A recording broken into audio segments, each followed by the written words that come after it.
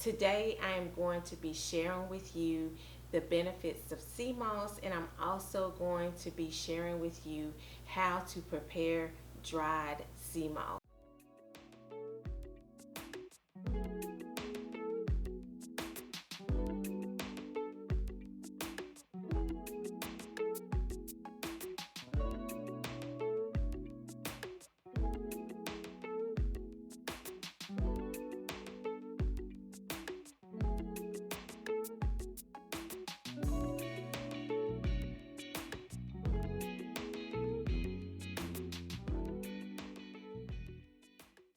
Hello everyone, welcome back to my channel. My name is T. Today I am going to be sharing with you the benefits of sea moss, and I'm also going to be sharing with you how to prepare dried sea moss. But before we go any further, I am trying to reach a goal to get to 1,000 subscribers. So it would help me out if you guys would hit the like button and also subscribe to my channel. So let's get into it. So I do have a few notes on my phone. So if you see me looking down, it's because I'm going over my notes. This sea moss is golden sea moss. It is wild crafted, and it is raw, and it is sun dried. The first thing that I wanted to share is where I purchased my sea moss from. I purchased this from a black owned company, and the name of the company is called Embrace Pangea. I paid $29.99. It will be linked down below, and the reason why I chose this company, again, because it is black owned. It is owned by a black female entrepreneur, and I heavily support black owned businesses, and I especially support businesses that are owned by females. That to me is very empowering for a female to have her own company and to also be running it, and I find it very inspiring. Um, there are two kinds of sea moss. As I said, there is gold sea moss and there is purple sea moss. So for the sake of this video, I am going to be showing you how to prepare the gold sea moss, and I also am going to be going over these benefits. So the human body is made up of 102 vitamins, and sea moss contains 92 of the 102 vitamins that the body is made up of. I'm not sure if any of you take a multivitamin, but if you do take a multivitamin, this right here, this sea moss right here, would be really good for replacing a multivitamin. It would be more healthier for you because this is a natural product. There's nothing synthetic in it. Everything is all natural. So one of the things that sea moss is good for, it is good for a healthy heart. So like if you have high blood pressure, or if you're looking to regulate your blood pressure, this would be a good choice for you to implement in your daily regimen. It is a good source of iodine, and iodine is good for your thyroid. So it helps with the function of your thyroid. If you're having thyroid problems, then this would also help with regulating the thyroid. So how many of you like to work out? So if you do like to work out, sea moss is good for the rebuild of muscle, and it also aids in the workout recovery, which is an essential part of muscle growth. So it is also good for your skin. It cleanses your blood. It also gives you increased energy, and it helps to detoxify your body. And another good thing that I wanted to share with you is if you have kidney stones. I do have family members who have problems with kidney stones. So if you are watching, this would be something that you could take to help to prevent kidney stones. So that is all the benefits that I had written down as far as the benefits of sea moss. There are plenty more benefits of sea moss that I did not share with you guys. If you are interested in adding a natural supplement to your diet, I would encourage you guys to look into adding sea moss to it.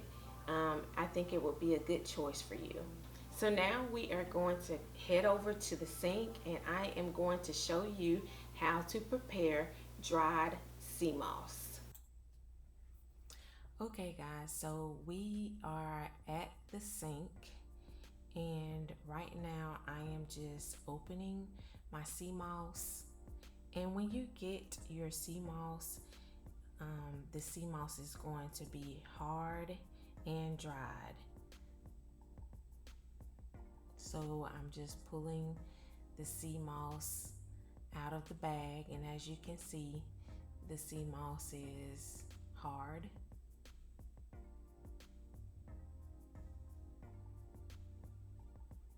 I'm placing the sea moss into the bowl. And what I am doing is I am adding bottled water. You can use spring water or you can use distilled water. You just do not want to use tap water because tap water contains impurities like chlorine, fluoride, heavy metals, etc.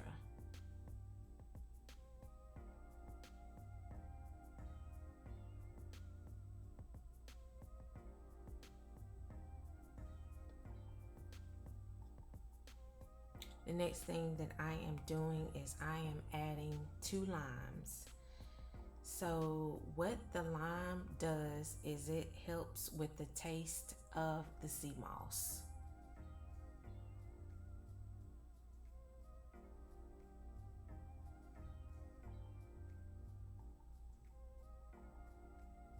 Because if you have not had sea moss gel before, sea moss gel can taste just like the ocean. It can be salty and it's just a really weird taste. So whenever you add limes, it really helps with that.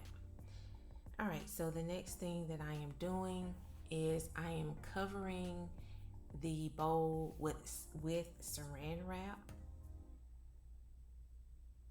and I will let this sit anywhere from 4 to 6 hours. I would not recommend letting it sit more than 6 hours. And as you can see, I did let this sit for a total of 4 hours. Once the sea moss is rehydrated, it is going to have the consistency of wet noodles. And I did, as you could see, remove the limes, and I'm just showing you how the sea moss looks once it has been rehydrated with the water.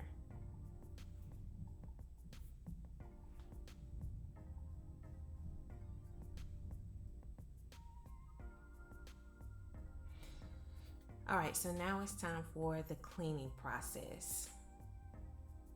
So whenever you get your sea moss, it is going to contain all types of products from the ocean. Sometimes I've had some sea moss that have had hair in it, plastic, all types of things. So this cleaning process is really, really important. So what you are going to do is just pick up small handfuls of the sea moss, and then you're just going to rinse it under the water.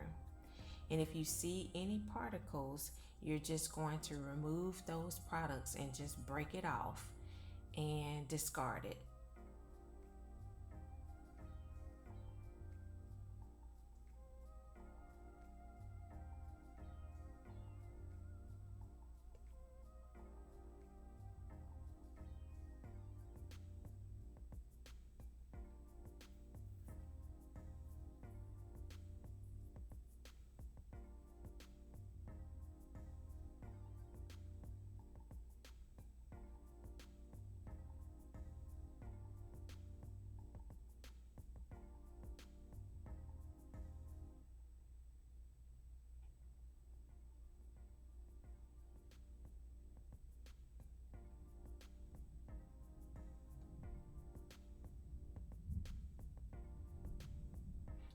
Okay, so right here, I'm looking at the sea moss. I thought that I saw something um, within there, and I didn't see anything, so I just put it over in the bowl.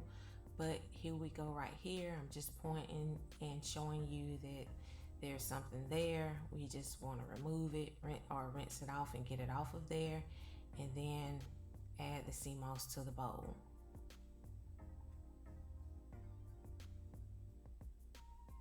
There's another particle right there. I just removed it.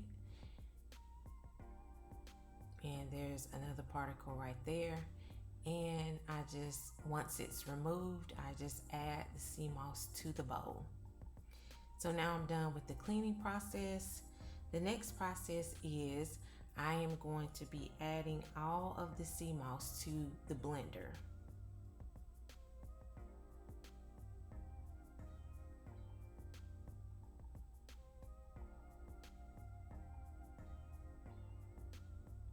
And now I am adding distilled water.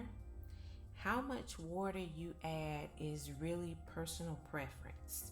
So if you add more water to your sea moss gel, it is going to have a thinner consistency. If you wish for your sea moss to have a thicker consistency, you are going to add less water. So the next thing that you are going to do is just blend up the sea moss.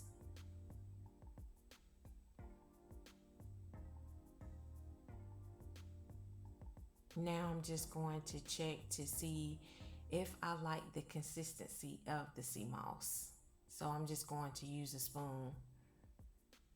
And if I like the consistency, then I will keep it as is. For this particular time, I wanted it to have a thinner consistency, so I did add more water, and then I reblend.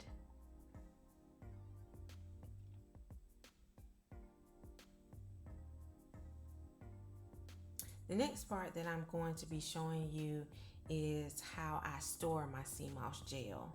Now I'm only going to be refrigerating half of my sea moss. The other half of my sea moss I am going to put in the freezer, and I am going to make cubes out of it. And the reason why I do this is because sometimes we use the cubes to put into smoothies. You can also add the sea moss gel to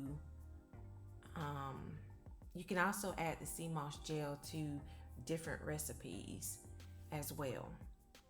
But as I stated, I'm only freezing half of this, and then the other half is going to go into the refrigerator, and then I just take a spoonful out per day for consumption. When I make a smoothie, I'm only going to be using 1 to 2 cubes. And that's pretty much it. Thank you guys for watching. And if you haven't already subscribed, or if you find this video helpful, I would really appreciate it if you would just hit the like button and also subscribe to my channel.